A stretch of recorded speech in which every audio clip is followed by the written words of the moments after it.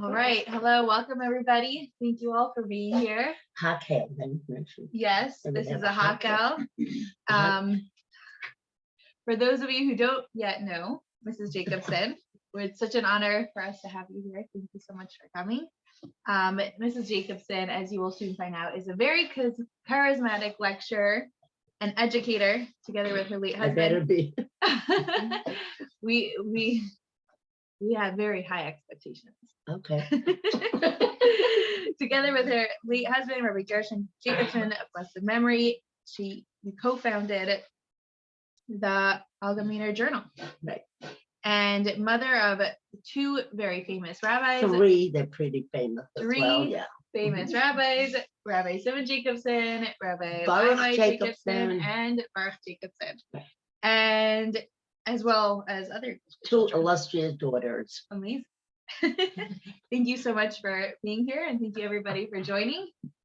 And okay. I'm very excited. Thank Anybody you. have any questions? I love to answer questions more than even speaking, because that gives me an opportunity to say different kind of things. So come in, ladies. Okay, so good Yom Tov, and it's so interesting when it says that in the schos of the Jewish women were redeemed from Mitzrayim, in the schos of we're going to have Mashiach. I went in 770 today, and as they were davening, right after Shemona Esrei, they're saying Tachnon, and all the women are looking at each other. Tachnon, okay? And the men just had no problem saying Tachnon. We all felt the same way, the women. When I came to school today, I teach in Mitzvah. When I came to school today, so one the principal said to me, "Did you say Tachnon today?" I said, "What?" She said, "Yeah, but in shul, they said Tachnon." And we were so shocked because it says, like, it doesn't say anywhere that you should say or not say Tachnon. When you ask somebody, they'll say according to your feeling. If it's according to our feeling, imagine how we feel. That's why the women have no problem. To Asar B'Shvat, the Rebbe became Rebbe. I mean, what greater simcha can we have? How fortunate are we that we have a Rebbe? It's incredible. Did the Rebbe accept it in Yishvat or Yud Aleph Shvat? He didn't accept it till a year later. Right. And it was So I actually heard just like we have Farbrengens. Rebbe always Farbrengen the night after. For example, tonight would be the Farbrengen, not last night. Right. So tonight is Yud Aleph, but it's a connection between Yud and Yud Aleph. Right. So you can't say it's Yud or Yud Aleph. It's a continuation. It's a continuation of Yud. So I consider Yud, but don't forget it says Zarach Hashemesh and what do you call it? Yeah, Ba Hashemesh Zarach Hashemesh. So it's instantaneous. It's instantaneous because it's one neshama in the other neshama. It's all connected totally. Right, so it's not like you have to wait till that one goes away and then the next one takes over. It's like fluid, seamless transition, but the Rebbe didn't want to take it. It's very interesting. Basil Lagani talks about Dira B'Tachtonim, right? So there was a young woman who wrote a letter to my son, and she said, Hashem is so narcissistic. He tells me to make him a house. Why should I make him a house? Let him make his own house. So it's a good question. We don't let people be afraid to say such a thing. Narcissistic. But he said to her, maybe okay. That's why the Beis HaMikdash will come down from heaven, even to answer questions and letters like that. The thing is that he said to her, you're a beautiful girl. And there's a young man who comes to court you and he falls in love with you. And this man is a multi-billionaire. He has houses in every country in the world. And he has whatever, he has everything. But he said to her, I'm ready to give up everything because I only want to be with you. And that's Hashem. Hashem has everything. Did he need the world? Does he need us? He wants us. He doesn't need us. He wants us. He's in love with us. And this is the idea of the Rebbe. It's interesting. When they said it should become, I don't know how many people know about the Rebbe's history, what kind of person he was when he was young. Totally, nobody knew who he was. He was so quiet, and nobody realized unless you knew who he was. A young man, he always wore a light suit, by the way, not black or blue, navy or any of those colors, gray, and a gray hat. And people see him in shul, a very tmimi as they davened with such kavanah and learned day and night and night and day. And even when he would, people say, oh, the Rebbe went to university, so why can't we? So Rabbi Soloveitchik was in the university together with the Rebbe. And he said it was amazing. They had a book that they were learning. So the Rebbe would go like this. The Rebbe would go like this. And then continue learning. He had the Gemara, he had all kinds of stuff. And whenever there was a test or a question, he knew everything. So he said, I have no idea what he was doing because he didn't have to study or anything. Again, I remember somebody brought a book to the Rebbe and the secretary told us, the Rebbe went like this. And then he told the man something about it. And the man said, well, we didn't even study it. Didn't have to study it. It went like this. It was already in there, in his head. So nobody knew what kind of person he was. And suddenly they want him to be Rebbe. So here's the same idea, what he did. He gave up his infinity. He gave up who he is because he loves his people. So he gave up who he is. And that's what Hashem did. He gave up his infinity in order to connect with finiteness. And we, what is our job is to give up our finiteness and connect with infinity. And that's how you connect to the Rebbe, with your infinity, not finiteness. Because the Rebbe is infinite. Every time people tell stories, it's not that the Rebbe has to look into his mind and say, I have Ruach HaKodesh, and he said to himself maybe, that this is going to be happening. There's a fluid, there's a constant, total connection. The Rebbe is speaking Hashem's words. There's nothing that he says that isn't directly, just like it's about Moshe Rabbeinu. Shechina medaberes mitoch koroinai. When he says something, I remember the story, I think it was 1955, on Purim, the Rebbe said people should raise their hand if they want to be rich. Only a few smart people knew when the Rebbe says something, raise your hand. Stupid, excuse the expression. People didn't take it that way. It's directly from Hashem, so what are you doing? You're ignoring what the Rebbe is saying. Bachrim were not supposed to. I think somebody said that a Bachar raised his hand and the Rebbe said, not for you. But the Balamatim, my father was there and he was as poor as can be. He didn't raise his hand. We're Chassidim, we don't need money. But if the Rebbe says, it's not money. If the Rebbe says, be rich, it's not the money. We have to understand that anything comes out of the Rebbe's mouth. A letter, a word, anything. It's mamash directly from Hashem. That's all it is. There's no question. He could say something very mundane. And you say, okay, Interestingly, every Rebbe had his own style. The Rebbe had a style that sounded like he's giving a suggestion. He didn't say do it. Frierdiker Rebbe was so tough. And the Alter Rebbe was so tough. This is what you need to do. The Rebbe made it sound like, maybe you should do this. And people said, oh, you know what? The Rebbe said, maybe. So maybe I know what I'm doing. And he had his own idea. So we have to know what a Rebbe is. What our Rebbeim are, Shechina medaberet v'takra. So I'm going to go back a little bit in the history of my life and what I experienced. So when we came to America with a year and a Can I add something before you get too far in? I just wanna say, please, this is Farbrengen. Anybody could say whatever they want. when you said about when someone asked about the Yud versus Yud Aleph, so I just heard, and it makes a lot of sense, but it wasn't something that people realized then. It was only something that people like really figured out years and years later.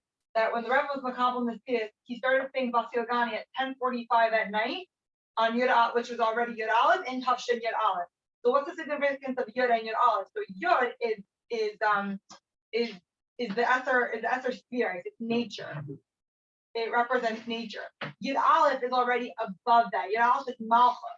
So the Rebbe was Makabel, the Messiah, in the 11th hour, on the 11th day, in the 11th month, Shvat, in the 11th year.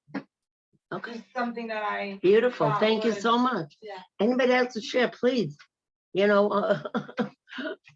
I only can share what I know. There's a lot of stuff there's more stuff that I don't know that I'll never know. And, I'm pretty limited myself. Who isn't? So when we came to America, it was a year and a half before the Rebbe was installed. So we saw the Frierdiker Rebbe. Our family, I had my father and I with 6 children at that time. Later on, my mother had 3 more in America. One was French, and he married a Frenchie. It's so cute. He was born in Paris, and he married a girl from France. I mean, a Hamas girl, obviously, but they lived in France. And the other 3 were in America. And when we walked into the Rebbe, you know, when a Rebbe comes, when you first see a Rebbe, you say Shechianu. So we all said Shechianu. And the Rebbe, looking at us, said to see such a family. But I don't know how much you know about, in our days when we lived in Russia, to be frum, what it meant, total Mesiras Nefesh, every moment of the day. So he said to see such a family from Russia, I should say Shechianu. And then he gave us such bracha that, and I feel that my children, my grandchildren, and now Baruch Hashem, my great-grandchildren, all are benefiting from those brachas because they're just the most extraordinary people. Today I had a nachas filling of one of my great-grandchildren. It's what a nachas. And you see those little boys, sometimes they're like this short, with a hat and 2 pair of tefillin. There's some adults who don't wear 2 pair of tefillin, and this little kid is lugging 2 pair of tefillin. It's so precious. It's so precious. So my father was part of the people who took care of the Rebbe when he passed away. He was one of the people that did the tahara, and he came home. We lived on a farm for the first 2 years that we were in America. And he came home to describe the Rebbe, and we were all sitting, all crying. He didn't know what we were crying. I mean, we were just kids, you know. But the way my father spoke was such emotion, they were all crying, his sobbing. And then, of course, I was there when the Rebbe, I wasn't there in the beginning when the Rebbe became Rebbe because we were still on the farm. But later on, but it's so beautiful when you read about it, when the Rebbe didn't want to take on the Nesias. Where was this And farm? what is it? Where was this farm? Here? The farm is Hightstown, New Jersey. Oh. Yeah. The government helped, not the government, the joint helped immigrants. They wanted them to become independent. So they gave you money for whatever business you could start. And it was the previous Rebbe that told my father, they offered a farm, you should bring a newspaper. And the Rebbe circled, there was an ad about farms being sold. And the Rebbe circled the one that he should call, and that's where we ended up. And my father brought people back to Yiddishkeit, and then he never made money there. We stayed poor there and stayed poor. My father was the gabbai of the shul. You know, the 770 has the Aron Kodesh. My father made that Aron Kodesh with his bare hand, with little squares. No nails. There are no nails in the whole lot of Kaddish. And my father also made a few things in the Rebbe's house. When you go into the Rebbe's house, pay attention. There's a grandfather clock. There is a big pushka, it's like a table, and a chess table, and like a few other things that he made. Anything that looks like the little boxes, like the Kaddish, my father made. So, I'm sorry. In 770, the Aron Kaddish. Okay. You know, main shul. Yeah. Okay, that my father made. But he consulted the Rebbetzin, and I think she's the one that told him to make it like a crown on top. He showed her pictures of what he's doing. He did that all in his basement on President Street. And he would show her pictures, and she gave him advice on some of the things that he showed her. And she was suggested, I think, to make the crown on top. I was thinking about it. If your father or whoever it was had a zechia that the Rebbe should tell him where to live and what farm to buy, how did he move away? Just like the people here in Hating Heights, regardless of the black settling in, because the Rebbe said that you should settle in Crown Heights. Why did he move away from the farm? First of all, the idea of staying in Crown Heights, I don't think you know the history of it. I surely don't. Yeah, okay. First of all, yeah, good. I'm glad you brought that up because the Rebbe did not want anyone in Crown Heights, period. He said, I need a minion. Everybody has to go on shlichus. He didn't want anyone staying in Crown Heights. This Rebbe. But originally we're talking about the Rebbe, the Frierdiker Rebbe also. People had to go everywhere. On the farm, in the next town, there was a Jew who was married to a Goya. My father was sent to take care of him. I was going to take care of him if he's sitting in Crown Heights. The Rebbe only wanted everyone to go everywhere. So why did he move back to Crown Heights? Because it was time. The Rebbe, he wrote he wanted to move even earlier because his job was really finished there, and the children need to go to yeshiva. There's no yeshiva in Heightstown. There was nothing at all. I mean, public school. I went to public school for a few months, and then something happened there. So my mother said, "That's it. They're going to Crown Heights." So my sister and I roomed in Crown Heights. So we used to go home for Shabbat. But the little kids couldn't do that. So I had to move. And only with the Rebbe's Askama, he didn't go because he decided now it's time to go to Crown Heights. He came to Crown Heights because his shlichus there was finished, and the Rebbe agreed that he should sell the farm, and he moved, and then he bought a grocery store.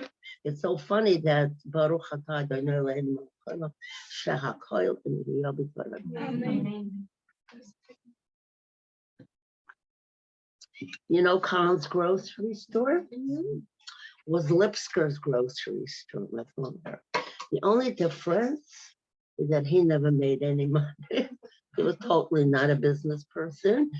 A bacher would come, you know, gave him a little cheaper. This poor family, you can write it down. When he sold this grocery store, people owed him so much money, I have no idea. And nobody ever paid up. Now you can you get a lot of credit from the grocery stores? No. They want your credit card. They don't even, they used to take checks. Now they don't take checks. Credit card or cash. But my father, Baruch Hashem, had a list of people who still owe him the money. Not that he ever asked them for it. That's how it is. So Khan's grocery store, Baruch Hashem, is He doing better. probably forgave the loan. He could. By him money, again, he didn't raise his hand when the Rebbe said he wants to be rich. And he should have been the first one to raise his hand because he knew how to use money. He gave away more money than he had, you know, so. How many people raise their hand out together? Very few people. Ferrari. I don't know. I don't know. I mean, I think it's very few. We don't know. I don't know if anybody knows exactly, you know, I think whatever, you know, whatever. Wait, So now, yeah, I wanted to come back, go, okay, so now a little bit. Now the Rebbe, as I mentioned, that the Rebbe again, because of the love of the Jewish people and of humanity, of all humanity, the Rebbe agreed to give up his infinity to connect to our finite world. And as soon as he even before he accepted the Rebbe, 7 days after Shiva of the Frierdiker Rebbe, the 7th day, he sent the first shliach to Morocco 7 days after the Talkus of the previous Rebbe. And that was my uncle, Rabbi Michal Lipsker. I looked it up because I knew I thought it was my uncle. And then I said, I'm not going to say my uncle if it's not 100%. So I looked it up, and sure enough, it was my uncle, my father's brother, but the first shliach. So the Rebbe right away, even before he officially accepted the shlichut of being the Rebbe, of the Messias of being the Rebbe, he right away set himself up of what is his mission in life. What is his mission as a Rebbe now to do? And immediately put it into action. However, he had to train people. People were not used to really giving up, because don't forget one thing, most people were not Americans, they were all refugees. Came struggling.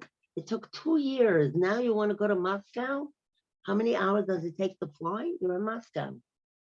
It took us 2 years from the time that we left Russia to come to America. Because every place we went, we need to get papers to go to the next country and the next country and the next country. And then in Paris, we waited 1.5 years to get papers because there was a quota. How many people can get into Israel or how people can get to America? America wasn't ready just to take everybody. They don't need Jews. We think America is, America's goyim, who did not want Jews, by the way. So we waited 1.5 years. So my mother's family was given papers to go to Israel. We were given papers to America. My father was very happy. My mother was not so happy because her family was in Israel. And my father wanted to be with the Rebbe.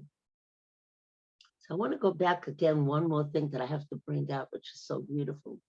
My mother, every single night when we went to sleep, when we lived in Russia, would say every night, when you talk to the kid, you say Shema, and then you say that the Zayda should be well, and this one should become a Kala, and that one should become a Chassan, just like we do now, And then the final thing was that Ebesh says a helper, there's a Chazan mit dem Rebbe.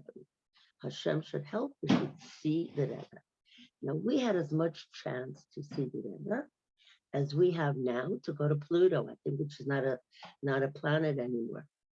It was absolutely like dream on. You couldn't even dream. But my mother, being a woman, being a Lubavitcher Chassid, never saw a Rebbe. We never saw a picture of a Rebbe, nothing. We only knew we have a Rebbe. And of course, we have to see him. And every single night we would say that. The bitachon was so powerful, and we saw the Rebbe. This is the kind of bitachon that a Jew has to live with.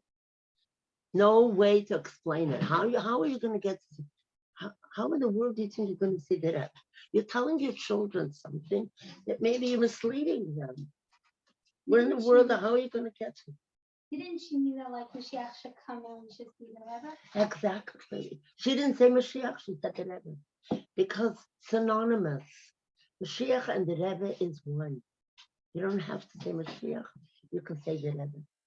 Even now. You can say, we want to see the Rebbe Dalamata. That's Mashiach. What do you think it is, Mashiach? You understand? Of course, we all daven for Mashiach. We say in davening constantly. And every Shabbos, you say L'chaim Mashiach, every day. But this was specifically there. And we saw that. Now again, how do we have, what we need to understand is this, what's the Rebbe's mission? The Rebbe's mission, not only, people, Lubavitcher say, oh, it's Lubavitcher Rebbe. Of course, Lubavitcher is our Rebbe. For us, there's no such a thing. It's interesting that one of the Rebbes, I don't remember which one, I don't think it was one of the famous Rebbes. There's so many of them that I don't remember the name. He came to the Rebbe, he said, I have Oh no, it was not even the Rebbe, it was a Rabbi Hutner. It's not the Gadol, you know. He said, I need to see the Rebbe. This is right away in the beginning. And he said, you have to ask him a question.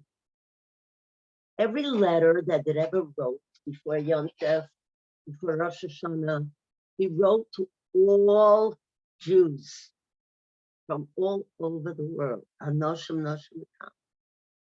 He said, I'd like to know how the Lubavitcher Rebbe thinks that he's writing to all the Jews. Not everybody accepts him as a Rebbe. But the Rebbe didn't care if you don't accept him as a Rebbe. It's fine. You can choose whatever you want. But I am the Rebbe of everybody. They understand. So Lubavitcher himself didn't understand that. He's our Rebbe. He's everybody's Rebbe. Now you can see it. Now you can see it. Who comes to the Ohel? Who writes letters to the Rebbe?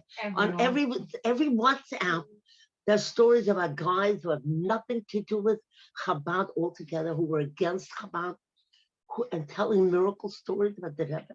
I mean, like, of course he's everybody's Rebbe. He's the Rebbe of the world, not only Yidden, of the whole world. It's interesting, Avraham Avinu, when he passed away, the great people of that generation came to be masked, came to, how do you say, to give condolence. So there's one speech that they made that was so powerful. Oi is to the city, to the country, who lost their leader. And woe is to the ship that lost its captain. What's the difference? Who was Avraham Avinu? Avraham Avinu was exactly what the Rebbe is. Avraham Avinu was not satisfied that people around him, it says Avraham Avinu was Megayah Menem, so he traveled all over the world to, what does it say? I'll Tikra Vayikra Ella Vayakri. He made people call out that Hashem, there's nothing but Hashem.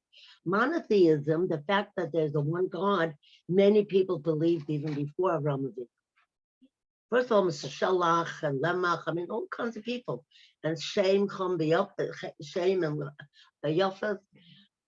But the fact, but to publicize that the whole world should know, there's only one Hashem, and he created everybody, and we are all connected. And that's what is the difference between a leader of a country and a captain of a ship. A leader of a country has challenges, people fight and so on and so forth. But on a ship, the control is much more difficult than on land. We have no control of the ocean. When ocean becomes tumultuous, how do you deal with it? So he says, Avraham Avinu had that. That was the idea, that Avraham Avinu had control over the countries and over the ocean. That's why it said, woe to the ship that lost its captain, because it lost its captain. Because in a tumultuous situation, you need a leader who can really bring peace, love, and kindness to the world. And that is the Rebbe. The Rebbe is the same idea. The Rebbe never was satisfied with just reaching out here or there, Lubavitcher, not Lubavitcher. And then you could see on the line who was standing in line to get dollars. I mean, it's incredible. There's such a beautiful story about the Rebbe was giving dollars on Sunday. And there was a Satmar Chassid, a very big, prominent, I think it was a Rosh Yeshiva, and he was standing in line, and in front of him was a hippie who was tattooed and with earrings. I mean, the works. He didn't have to guess what kind of person he was. So right before him, so the hippie's talking to the Rebbe, and the Rebbe tells him, gives him a bracha, and he says to him, what are you doing for Simchas Torah? This was right before, I think it was Hoshana Rabbah. I mean, I don't remember Maybe it was Hoshana Rabbah by Lekach, something like, I don't remember. But he said, what are you doing for Simchas Torah? So he said, I don't have any plans. Can imagine. He said, well, I would suggest the Simchas Torah is a very happy time. We dance all night, and I want you to come to 770. He said, okay, I'll think about it. In the meantime, the chassid behind him is thinking. How do we know what he's thinking? Because later on he told it to somebody. He said he's thinking, what am I doing here? I'm a chassid. If the Rebbe is dealing with these kind of people, what am I doing here? With a hippie, and he's having a conversation, inviting him from Simchas Torah. He says, what is this? And he's thinking maybe to leave, but he's standing already, and it's his turn. The Rebbe gives him $1, and then he asks him, do you learn the Sefer Simchas Moshe? I think so. Yismach Moshe, thank you. You know the story. You know the story. I don't know the story. You're Satmar. Okay. So Yeah, Yismach, this is why very he chose good. the story. You're a real Satmar. Beautiful. I love it.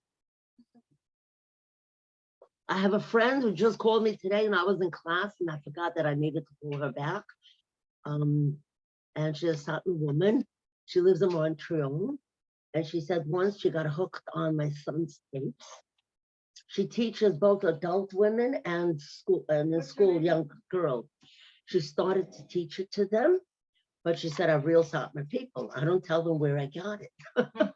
She knows it's from the Rebbe, but she says, I don't know. I don't tell them anything. I just give them insight into what we're learning, and they love her, and she loved it. And she happens, anyway, I don't want to digress. Do you learn some Yismach Moshe? He said, of course. It's like asking some Alabavitcher, do you learn Tanya? I think the guy could say, I learn every day, not that I understand a thing that it says there, but I learn it every day. I say that to myself when I do chita. Sometimes I say, clueless. I have no idea what I just said, what I just learned. So he says, of course. So he said, do you know the story? So he said, which story? He says, well, it was a very big chassid, his name is Michal Zlotcher, and Rashi came to his father. This, of course, in heaven happening. Rashi came to the Michal Zlotcher's father and said to him, "Why is there such a tumult about your son here? What is he doing there on earth that's so earth-shaking?"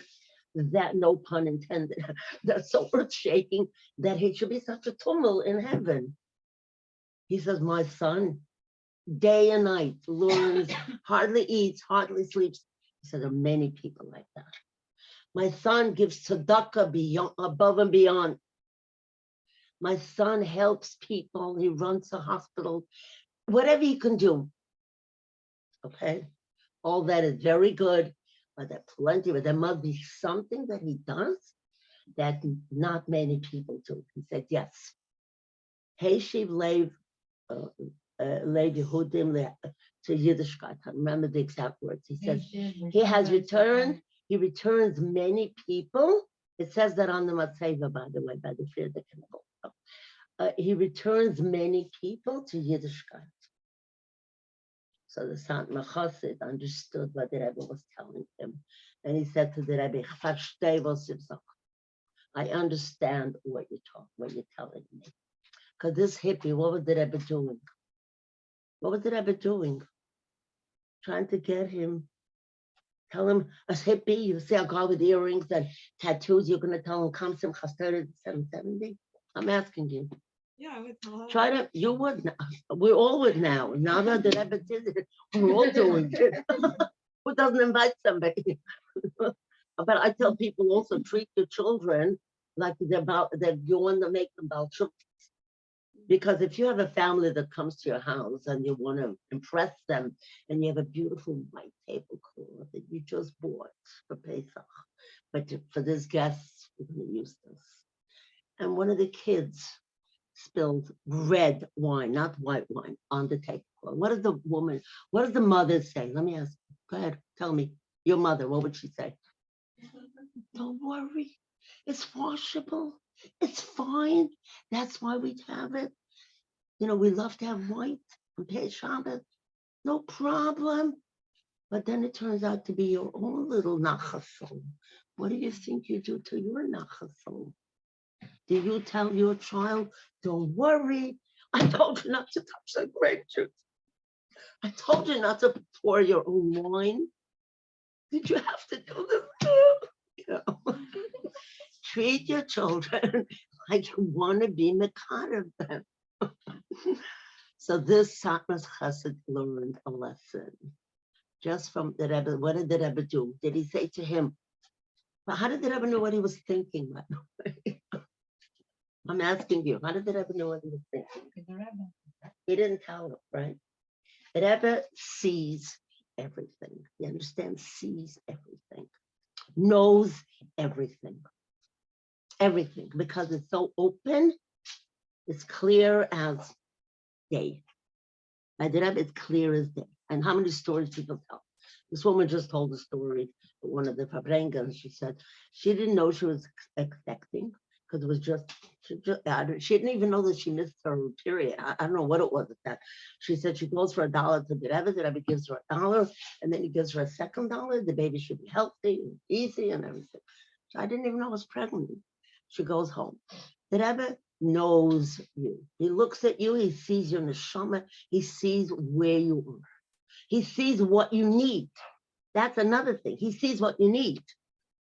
He didn't tell her about buying a house. He said to her, should have a bracha for the baby. So the Rebbe it's an open, everything is open. But how do we have that kind of a trust? I have to read a little story here that's in this book. It's called Australia. Let's see. Australian Encounters. It's about this Rabbi Feldman is his name, I think. He wrote a little book about all the people. Robert Fremenizer. What is it? Robert Fremenizer Okay. wrote a book. He is a Makura. This one? Yeah, I read it That's who from wrote cover the to book. cover on Friday. Okay. I mean, on Shabbos. Anyway, there's a story here. Somebody called Rabbi, I think it was Rabbi Feldman called, no? Let's see. And he tells him, he called the lawyer and he says, I need help because there's a young man who's in trouble and there's a crime. He says he assaulted somebody. He says, I'm not that kind of a lawyer. Oh, you're right. Rabbi Feldman called this Robert Fremenizer who wrote the book. Yeah. And he said, I need your help. Okay, thank you. You're welcome. So he said, so you know the story probably, but anyway, the story is worth telling even if you heard it. But not everybody did. That's the best. I could hear it 3 times. Yeah, okay. Oh yeah. Yeah, it's an amazing story. Anyway, I'm gonna say it very briefly, so if you want to correct me or anything, welcome Correct? to do No, that. you're always correct. I Okay, could yeah, add it's if you need my help. Yeah, at any time. I mean, and I welcome it, believe me, I welcome. So he said, I'm not that kind of a lawyer. He said, yeah, but he said, does the young man have money? I said, that's why I'm calling you. Young man doesn't have any money. So what's the story? He sends a man to him. The story is an Israeli who he's 6 feet tall or whatever it is, nice and tall man. And he said to him, what happened? He said he was so poor. He came from Israel, from the army. He didn't have any qualifications, doesn't know the language, barely speaks English. He was selling hot dogs in the street and as a vendor.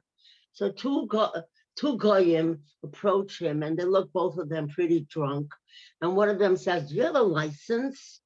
And he's looking at the star on his, he has a Mogen David, he's an Israeli, and he's wearing a shirt it's open down to the belly button with a big Mogen David. And he says to him, do you have a license? He said, he doesn't answer him. And they keep badgering him. Where's your license? Where's your license? He said, look, if you don't walk away, you see my size and you're both drunk, I'll put you out in a minute. They don't stop.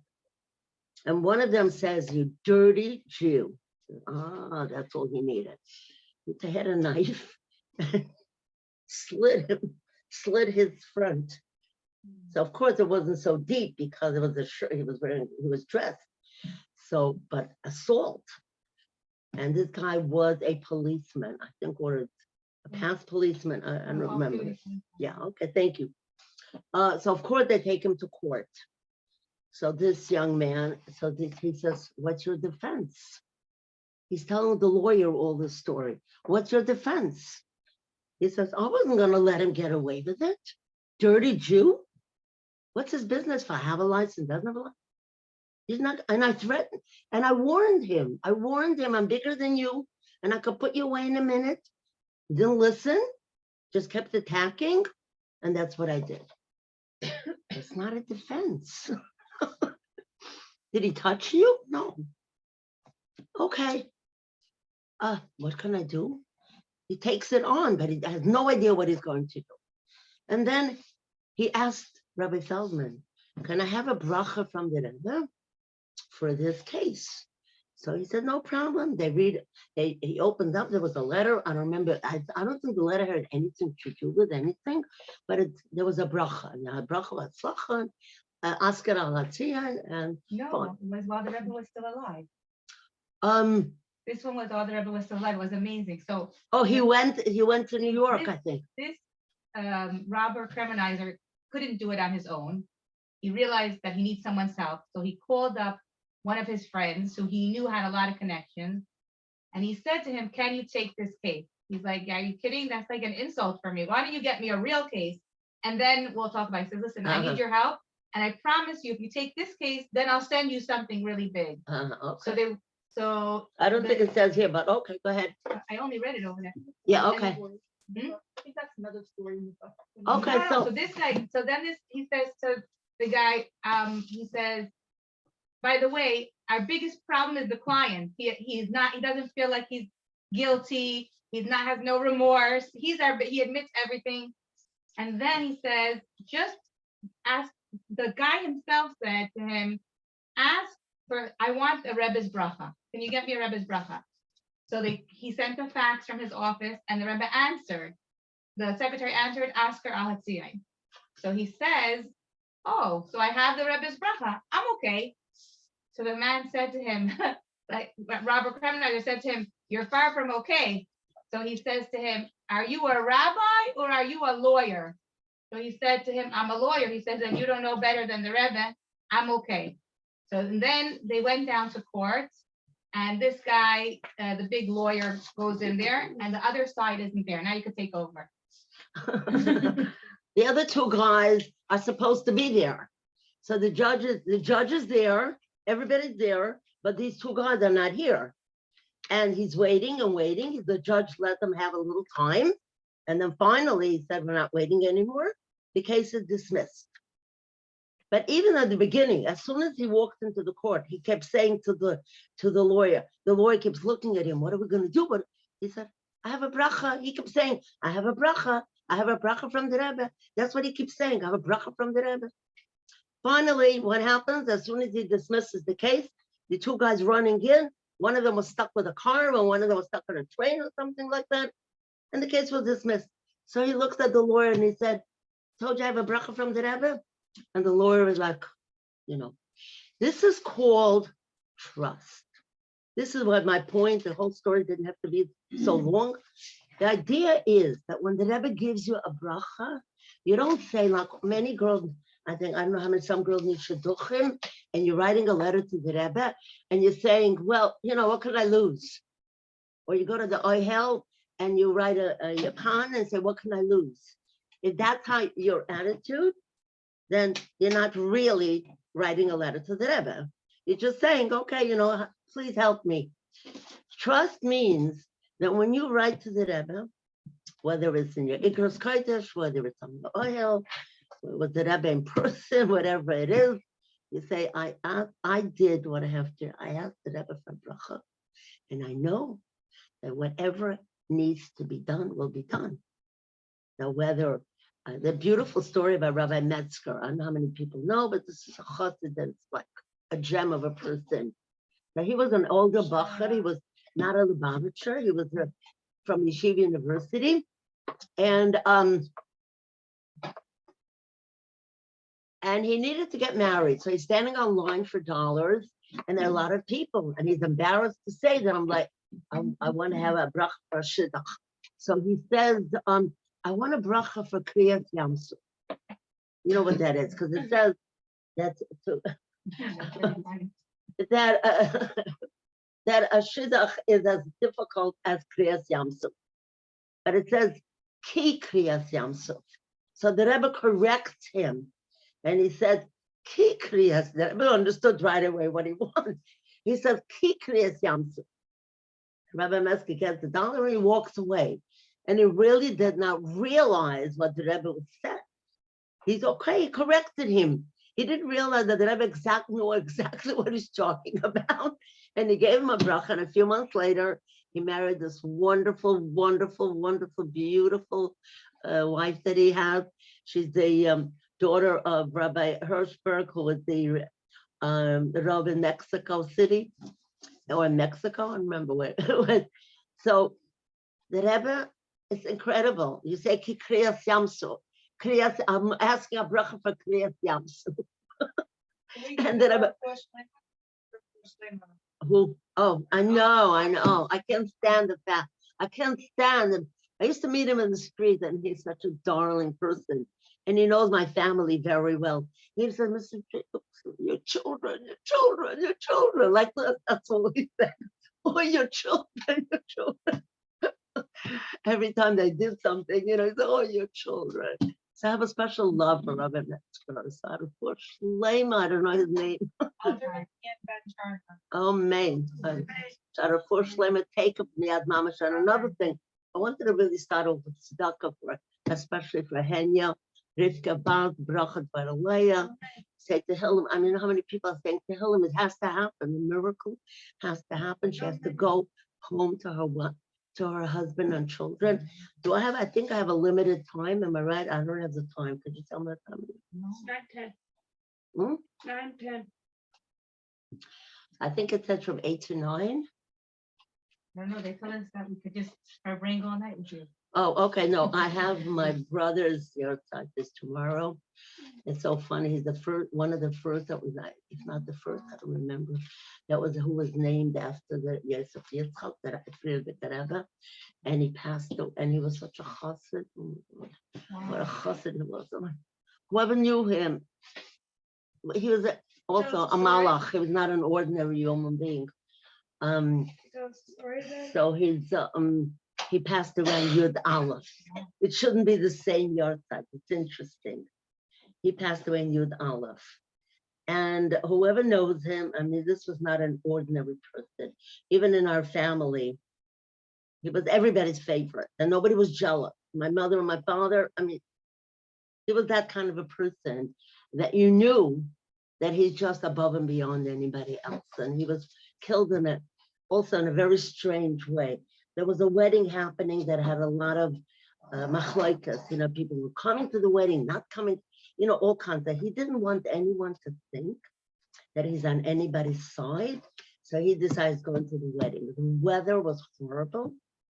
And as he was turning in to go home, there was a truck right across the whole road. And he just slid into the truck. It was very slippery. And he was killed instantly. And his wife, well, he was in the 40s, he was 44 years old. His wife was thrown out of the car and took 6 months for her to recuperate. And Baruch Hashem, I mean, she got recuperated completely, 100%. I mean, like what she does now, she's a shadchan, she lectures, I mean, what she doesn't do.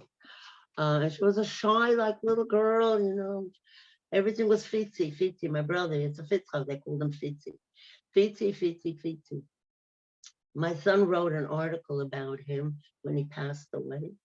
And he wrote that, just like it says about the Rebbe Rashab, I think, that when they would cut him, that said about the Rebbe Rashab, who wants to correct me, Chassidus would flow. So my son wrote, if you would cut Fitzi's vein, he says, love would flow. But that's the kind of person he was. I mean, he was teaching in Morristown to the Ballet What is it? They said it was a Torah. Oh, the mitzvah. Okay, I don't remember. That's what I'm saying. Corrections are very important. Because I don't remember. Sometimes talk about Rebbetzins. I don't remember which Rebbetzin is who's Rebbetzin. I really don't. But to talk about somebody, I look it up and I write it down so I won't forget. And anybody want to make a comment or question? That's all we have here. I don't mind you sharing, but I went to the Idaho one day and some lady, young, beautiful woman, that sits down next to me and she said, do you mind telling me where we go after we write our letters? I said, sure. And I started telling her, and I see she's a little confused. I said, you know what, I'll go with you. And then she says, is there a certain way you're supposed to write? So I said, sure. And then I said to her, what's your name? So she tells me her name, and it doesn't sound very Jewish. So I just said to her, are you Jewish? She said to me, no. I figured if she's not Jewish, I'll tell her to write the daughter of your father. I said to her, you're not Jewish. Wow. So then you write it this way. Where are you from? I'm from Argentina. We're here for 2 days. We came just to write a letter to the Rebbe from my father because he's not feeling well, she says. So, wow, how did you hear about the Rebbe? Argentina is a very long flight and very expensive, and most people don't have that type of money. She said to me, there's an influencer in Argentina. She has a radio show. I don't even know if she's Jewish, and I want to look it up. And she says she came with a rabbi named Rabbi Yossi. And she wrote, if you need a blessing, the place to come is the Lubavitcher Rebbe. So she said, we came to pray. I said to her, I'm sure you're going to have a miracle, and I want you to be in touch with me. But I said to her, I'm so humbled. Here we are. And sometimes someone from front has to say, should I go Shvat? It's so crowded. Should I not? It's 2 hours away. And comes someone who's not Jewish, who never heard the Rebbe speak, but saw and got inspired by an influencer. I really was very Blown very, away. Yes, very blown away. So this is Mashiach's time. That's the Rebbe's influence. That's what I'm saying. That no Lubavitcher can say the Rebbe is Lubavitcher Rebbe. He's the Rebbe of the whole world. There's not a person that he is not touched by him as soon as they hear about the Rebbe. Yeah. Anybody who hears about the Rebbe, that's it. It's just amazing, the most amazing thing, because he is. It's not surprising. And even those who are opposed to him, they received his help, whether they wanted it or not. Yeah, look, we need to be very trusting completely. But I always say, even if you write a letter, saying, oh, maybe yeah, maybe not, the Rebbe knows you. He's going to give you a bracha. But how we should approach it is with complete trust that whatever happens is what is best for us, because we don't know what's the best for us. The Rebbe knows, the Rebbe knows. So we have to go with complete trust. I don't know who was last night, but there was a woman's thing gathering in Razak. So this woman told like half a dozen stories about the idea of how people trust the Rebbe. And this is these stories, that's what it is. A woman from Argentina, I mean, ridiculous, and not Jewish. And how many, do you know this family that came to thank the Rebbe from England? What is her name? She's very close to the Rebbetzin. What's her name? Hagar. Yeah. She came, they came, the whole family came just to thank the Rebbe from England, a whole family. Of course, they're Jewish, but I'm saying, how many people don't even, the Rebbe would say, when you have a problem, you write in. Or when you have something good happens and the person gets healed, you don't say, oh, thank you, Rebbe. The person got better. Nobody did that. And this was the first family. And then the Rebbetzin called up to find out who was this family, and she invited them to her house. Because she said, I never saw such a thing, that a family should come all the way to thank the Rebbe. She had to meet these kind of people. And she became very, very close to the Rebbetzin. Did you ever meet the Rebbetzin? Yeah, I met her quite a few times. I spoke to her on the phone many times. Oh, yeah. Yeah, my father was very close to the Rebbe. She used to call her what did she tell me? Yeah. Oh, I didn't call her to tell me something. Some of the calls were about the newspaper. When we had, my husband was the editor of the Jewish paper. We started it together. She was reading about it. And he wanted to put out a supplement. He was putting out a supplement about the Frierdiker Rebbe for Yud-based Talmud. So he said, call the Rebbetzin and ask her if she could give us something that's original that nobody saw, maybe pictures or story, whatever it is. So I called her up and I said, I work in a newspaper and that's why I have a chutzpah. I said, you know, to work in a newspaper, you need chutzpah. You need to bother people. And so I'm sorry to bother you, but that's what I have to do. My husband asked me. And I told her what we wanted. So she, a lesson in saying no without saying no. So she said to me, my husband and I read the paper every week from cover to cover. We love it. She said, your husband is so talented. Whatever he writes is so interesting. The paper is so interesting.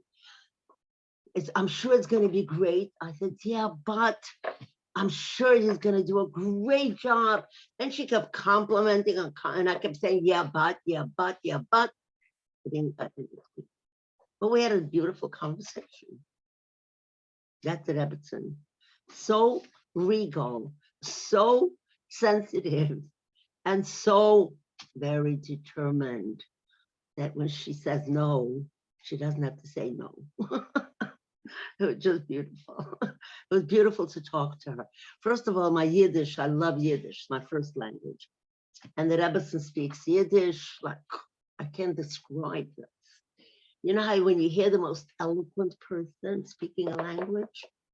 That's what it was. It was like, it was such a pleasure to talk to the Rebbetzin. You have no idea. I hear her voice in my ears, you know? So I called her a few times. She gave me also a tichel, something from her father, a scarf from my daughter for a deck tichel. I returned it, so I don't have it. My father warned me. My father was very close to Rebbetzin. But I'll tell you one more story about this. We had two cousins, a bunch of a whole family, and my husband's family was still in Russia. We all left, but they did not. So finally, in 1972, they came out of Russia. They went to Israel, and they came for Pesach to the Rebbe.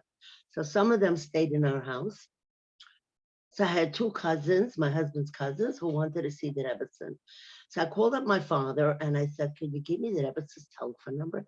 My father spoke to her every single day.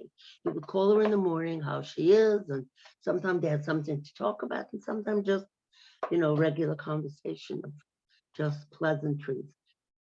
He said, no. So I said, okay, what should I do? I know my father said no is no, okay? So I bought a dozen flowers, dozen roses, and I wrote a nice letter in Yiddish to the Rebbetzin. I said, we have two cousins who would love to come and see the Rebbetzin. If you have time, please call me. And I left my telephone number on it. I took my daughter, who was about 10, 12 years old, and I sent it to the Rebbetzin. So she called me within a half an hour. And she said, why did you send flowers? I told her the story about my father. She says, as a klugerit, he's a smart man. Smart Jew. She didn't say man. A klugerit. And she appreciated that so much that my father did not give me the telephone. You understand? But she said, gave us an appointment and we came. She was sitting with, I didn't say a word the whole time. She was sitting with them and she just needed to know every detail, how they lived there. But they really were a Mesiras Nefesh. They lived in Moscow. Moscow was the most dangerous place for a religious Jew. We lived a little bit in a different country.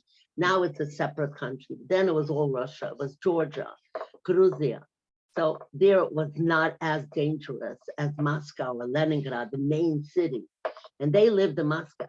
And they were protesting. I mean, they did all kinds of things that were pretty dangerous. She was so interested. I had to tell her every single detail she wanted to know from them. And it was just such a beautiful meeting. I was just sitting there mesmerized. I didn't say one single word because it wasn't about me. They really wanted to see the Rebbetzin, and they had a beautiful, beautiful meeting there.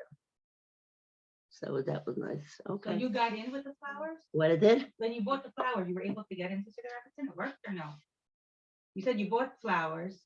She called me a half an hour later and we spoke on the phone. And she asked me why I brought the flowers. And I told her because my father did not want to give me the telephone number. So I had no other choice but to ask in person with a letter and the flower. And then did you get the invitation? What is it? Did you get an invitation? Were you able to bring your two cousins? We were Yeah. there for 2 hours. I don't know. Oh, wow. Was I speaking to myself? No. I think so. Did you hear me? What did I say? They were there for 2 hours and did I ever ask them questions? That I heard, but I wasn't sure if it was on the phone or if it was in person. Oh, You were very, I was you were done. very clear. and You were very You're clear. also entitled to read it. Yeah, you're entitled to your opinion. No, it's not thinking, I just was confused, but actually I got to see the Rebbetzin also with flowers. That's really a very fantastic story. I had a. When my daughter was getting married, this was also very interesting. My daughter was getting married, and at that time there was only one hall, the Jewish Center, and it was the Jewish Center. There was a conservative temple up on the high. Now it's still there, the shul, temple, and my father refused to go into the building. So I have my daughter getting married. I have Baruch Hashem, a very large family. And the only hall that's other than the Jewish Center was a teeny little hall that was called the Young Israel. My family wouldn't fit there, but my husband wanted to invite all these dignitaries and the embassy. I mean, you have no idea, all the Israeli journalists. We had close to 1,000 people at the wedding, but my father refused to go there. So we wrote a letter to the Rebbe and we said, since we want to have, my daughter's getting married and we have a lot of people coming, we want to make a Kiddush Hashem, people who never saw a Kiddush wedding. So we was thinking to doing the chuppah in 770, but the actual hall should be in Manhattan in one of the hotels. So the Rebbe wrote such a sharp letter, you have no idea, underlining. He says, what you're doing, since you are a public personality, and that was the time when you said, remember I told you why also people shouldn't move out of Crown Heights? That's a different story than from that the Rebbe wants everyone to be shluchim. When there was a pogrom by the Shvat, by the Black African Americans, whatever you want to call them, then most of the Chassidim ran away from Crown Heights. My own neighbors, in the middle of the night, I didn't even know they sold the house to Black people. People ran away from Crown Heights. So the Rebbe came out with the fact that nobody leaves Crown Heights. If you're going on shlichus, it's a whole different story. So, and everything should be happening in Crown Heights. So the Rebbe writes, since you're a public personality, and if you're going to do this, when I'm fighting to keep the community intact, I'm fighting for it, he wrote, and you're going against, in Yiddish it says, neged mit a trast. You know what a trast means? Like a bang. You're going against me with a bang. And underline 3 times, trask.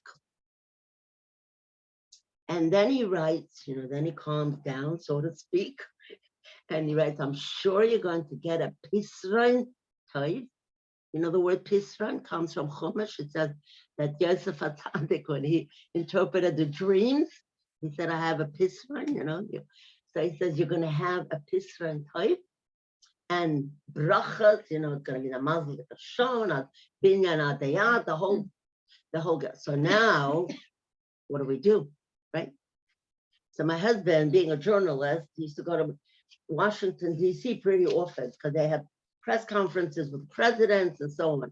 So he comes back from Washington one day and he says, I know what we're doing. The wedding is in June. We're going to have it in the tent because he got an invitation. We're invited to a press conference on the east lawn of the White House. He said, we're going to find a lawn in Crown Heights and we're going to make a tent. So now we have to look for a lawn. The only lawn that was available, that was there and it was big enough, was the backyard of a Shrifka 310 Crown Street. It was really a garbage dump. Now it's a parking place at least, with a lot of puddles. When it rains, puddles and everything. But at least it's a parking. At that time, garbage with people threw their garbage in the backyard of Israel. So we said, okay, we have our lawn. Now we took a crew to clean it up.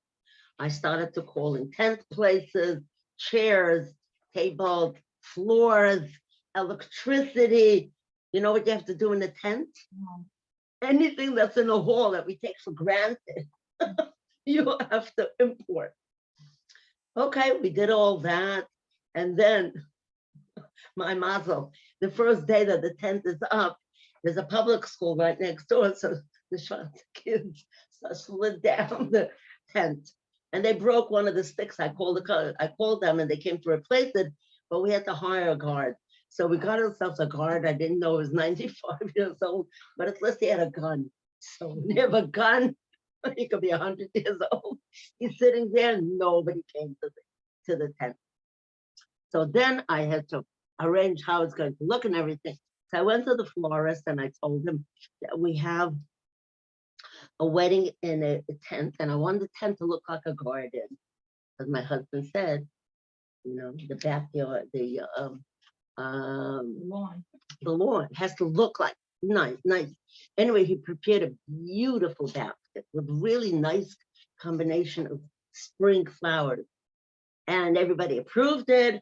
And then I put a little invitation into the basket and I sent this with one of my children to the Rebbe.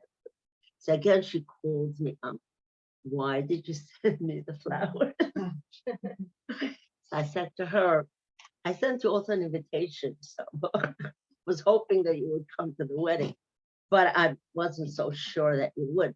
I said that I wanted you to have a feel of how the tent is going to be in the tent. I want you to understand, feel how it's going to look. She was so smiling, you know, just so gracious about it. That was just beautiful. And the wedding was the most amazing. Whoever was at that wedding, it was only how many years ago? 35, no, 40 years ago. Okay. And nobody forgot that wedding because it was the most extraordinary. First of all, people came who weren't invited. They said, we have the tent. You don't have to be invited, right? In a hall, you have to be invited. Tent. So they said, we have to see what kind of wedding this is. We had the greatest singer, Joe Amar. I mean, whoever, if you're the older generation, you know who he is. He was one of the greatest Israeli singers. We had him. We had the orchestra. I mean, they played music that was beyond beautiful. And nobody wanted to go home. It started at 4:30 in the afternoon on a summer day. And we finished at 4:04. I took off my shoes. I live 1 block from Beis Rivka. I took my shoes off to walk home because once I took off my shoes, I couldn't put them back on because I had like, you know, high heels. Wow. And it was just the most extraordinary. Again, you do what the Rebbe wants, you have tremendous success. And we had to break our head. I mean, I had to break my head. When I went around all of Crown Heights to look for something, anything, maybe a goyish or hall even, you know, anything, it was nothing. So that's what we came up with. That's amazing. So there's so many beautiful things that we can talk about. The main idea is that we have to be, what is this conscious? What does it mean? This conscious. Well, he wrote to somebody who was asking, he said, if you learn what I learned, that's his consciousness. So we, as women, as I said, as I started out to say, that we knew Yud Shvat is something very special. Yud Aleph Shvat, Yud Aleph Shvat, very special. And then how could we say Tachnan? Tachnan is beautiful because we're really asking Hashem to help us. But a day like this, we're connecting to the Rebbe. We're not asking for help. We're connecting to the Rebbe and he's going to give us what we need. And that's what our trust is all about. We connect to the Rebbe and we do what the Rebbe wants. That's all. And I don't know what the Rebbe wants. You don't know what the Rebbe wants. Who doesn't know what the Rebbe wants?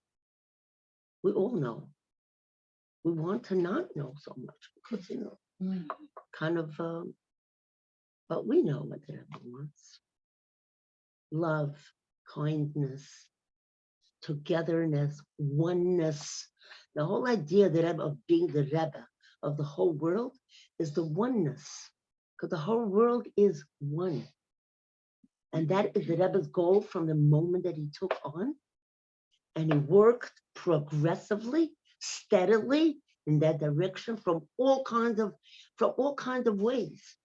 Now, when he saw people, this black congresswoman, I'm sure you know the story, but I don't want to go into too many details. But there's a congresswoman. There were no black Congress in the Congress, no black people. She was the first black woman, maybe no women, I don't know. She was the first black woman who became a congresswoman. And they just threw her something that she thought was minimal to take care of the agriculture. I live in New York. What's agriculture? It has to do with farms, right? What kind of job is? She was so disappointed. She knew that they were taking advantage of her. Because could she complain? What could she say? She can't complain. So somehow somebody told her to go there. She was so upset. She went to the Rebbe. And the Rebbe said, do you know what a gift you were given? She said, what kind of gift? Nobody wants this. Nobody wants to be agriculture, the head of the agriculture. Nobody wants. He said, do you know how many farmers are struggling because they have too much produce and they can't sell it and they lose money every year? You have to make a connection between the poor people who are in the big cities, who have nothing to eat, and the produce that's being thrown out. And this is where the food stamp started. Wow. She started this whole thing. And when she left Congress, when she retired, she said, my success and the success of the cities where thousands and thousands of poor children are getting breakfast, lunch in the schools, they're getting food stamps, getting help, it's because of Lubavitcher Rebbe. Wow. I didn't know what I was getting. Thought it was they dumped on me. Wow. And the Rebbe said, what a gift. She says, what a way of looking at something. We all look at the same thing and we see different things. Let's look at things like the Rebbe is looking at it. Every single morning when we get up, we have to so connect to the Rebbe and think, what can I do today? That I can write a duch at night. This is what I did. Anything at all. It could be for the family. It doesn't have to be, huge. Because some people do huge things and some people don't. And say, what can I do already? We all can do. I just want to end off because I need to go to my brothers. They're doing Mishnayos tonight for him. The Rebbe, there was, every Farbrengen, the Rebbe would give us a jar, you understand? So this Farbrengen, it was on a Thursday night, and the Rebbe said that we should have to try to get as many women to light candles as possible. And my sister, at that point, had like 6 under 6, and and her husband came home and told her what the Rebbe said. She said, what am I supposed to do exactly, Go Mitzrayim. So what she did, nobody gave her the advice. She took out a telephone book. Her name is Raskin, Esther Raskin, my sister. And she took out a phone book. And there was the name Raskin. She called the number. A lady answers. And she said, my name is Raskin and your name. Maybe we're related, where you're from and what. And she got her to promise that she's going to light candles. You understand? How many people do that? So some people say, I can't stand on the corner and ask, are you Jewish? That's not what you have to do. And one more thing that I've been doing for many, many years, except the last few years, I haven't. I had an accident. So I had a car and I was driving. I used to go every Sunday to Maimonides hospital I called myself a volunteer. I was not a volunteer. I never registered, but I called myself. If somebody asked me what, I'm a volunteer. Good morning, Mazel Tov, stuff like that. So again, this is something anybody can do. You don't need any credentials, nothing. You come into the hospital, but don't act like you don't know where you're going. Pretend that you know exactly where you're going. So I go in there. I have a bag of nickels in one pocket, a little teeny pushka in another pocket, and a bunch of shiramalas in my top pocket. And first I start with a maternity ward. Now you don't have to be experienced, you don't have to do anything, you don't have to know anything, nothing. I walk in, it's a Jewish name. I said, oh, Malcolm, here's a shiramal to protect the baby, and here's a nickel put into tzedakah for the baby. I do it so quickly before. And then, we want to have Mashiach because then you have no labor pains. All this in 3 seconds flat, and everybody's like this, And then when I go to people who are not well, so I also give them a nickel. And there's one guy I remember distinctly, but many people like that, who was wired up from top to bottom, didn't look very happy. So I said to him, I know why you're here. And he's looking at me, oh yeah, you know why I'm here. I said, because the food is so good. So he starts laughing. Do you understand? When I came in, he was not laughing. He looked pretty sad. So what's Bikur Chaylim? To bring a little joy to a person. This is what you can do without any experience, nothing. And they can't believe that you're giving them money. They don't know that we learned it from the Rebbe.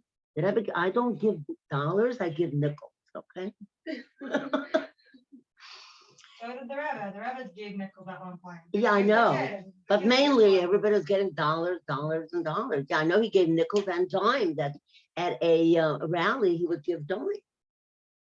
But I'm saying is no matter what you're shy, here you don't have to be unshy, nothing. You're just talking to people who are not well. And when you walk in, you say, I'm a volunteer. And sometimes, as a matter of fact, I speak Russian fluently. So sometimes a Russian person, and she says, can you tell the nurse, because I don't speak English. I knew right away they're Russian. They don't know how I know. I mean, I can tell a Russian from a mile away. First of all, some of them have these, teeth, silver or gold, whatever it is. But also, as soon as they open their mouth, so sometimes I translate. Sometimes you get to do things that you, or I tell somebody, could you go in there, put on tefillin on the side, it's a Jewish word. I say, bacha, it's like, go put on tefillin. So you can do things. It doesn't take talent and not too much time, whatever it is that you think you can do. And also, I used to buy the shira malasin, the little ones. At the time, he used to give me 4 for $1, but now they're $1.50 to $2 each. So what I do is I have a copy machine.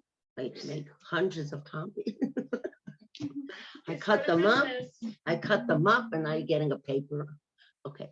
And then if I see a woman in the streets who's expecting a baby, I give them a sharmal, because the Rebbe said, if somebody's expecting, they should carry sharmalas with them at all times till the baby is born. Then you transfer. When you're in the labor room, put it into an envelope, because Hashem's name is there. And then when the baby is born, you have a sharmalas instantly near the baby. And have a little pushka in your room.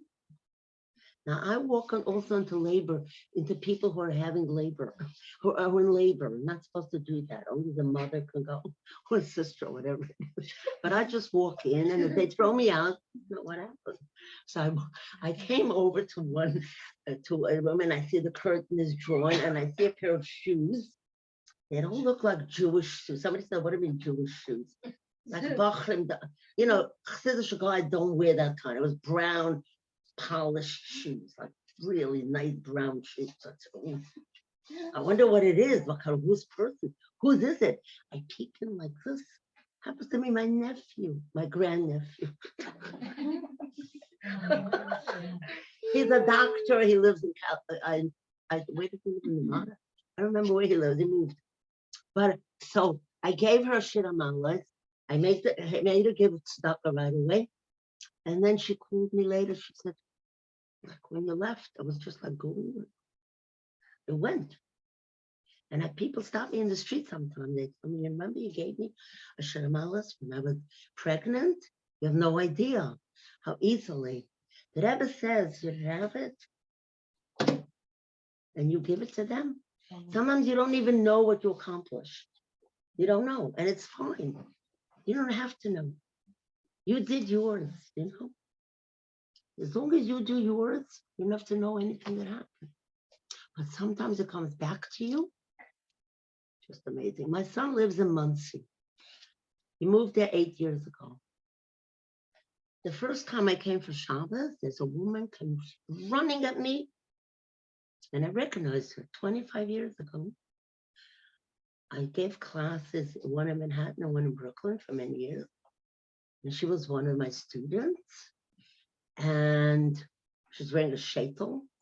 She was so secular. She told me when when I teach secular people who don't know too much, I don't tell them now start lighting candles, now do this. I don't tell them that. I just tell them what a Jewish woman does, what a Jewish family looks like. And I teach chassidus, So she said, I can't go kosher because my husband loves butter on his chicken. Okay. And plus, we only eat organic chicken. I said, no problems. Her name was Suzanne. I said, Suzanne, I will give you the name of a company who has kosher organic chicken. Because at that time it started. And if you're a good cook, your husband will never know that you didn't put butter on the chicken, okay? Fast forward 25 years. She's wearing a shaitel. Her husband has a beard. He got smicha. Do you know what that means? And the children one of the daughters got married 2 years ago, has a baby already. The other one got married last year. One of them lives in Israel. And every time she sees me, she says, you don't know what you did for us. I was living a life. She said it was nice. We had a pleasant life, but it wasn't living. Now I know what living means. So we can do something that is simple and changes people's lives. And that's what we need to do. And then, where do we get our inspiration? From when we see what happens to people. I was standing on this, I'm always telling more stories and more stories, but this one is going to be the final one, maybe. Believe that. I'm standing on the stoop of my house, Erev Yom Kippur. My family left for shul, and I'm standing right before Lichtenberg. I still had a few minutes, and I see a policewoman. I told the story so many times, that maybe somebody heard it. A policewoman passing my house, and I looked. Now I can't see from a mile away. Then I could see from a mile away. This was maybe, a few years ago. And I see she's a Jewish name. So I run down and I said to her, it's Erev Yom Kippur, we're lighting candles now. I can't leave my post. So I said, yeah, what if you had to go? Would you not go? We're human. Okay, I'm coming in. So here she is. My candelabra was ready. So I brought 2 more candles. She's standing there with her police uniform. So her back pocket is bulging with a pack of tickets, the book of tickets, and the other one is a gun. And she has also one of those little sticks, whatever they call them, a baton. It wasn't exactly a baton. And I gave her a tichel, and I made a bracha with her, with a shachiyano, and the 2 of us couldn't stop hugging and kissing and crying.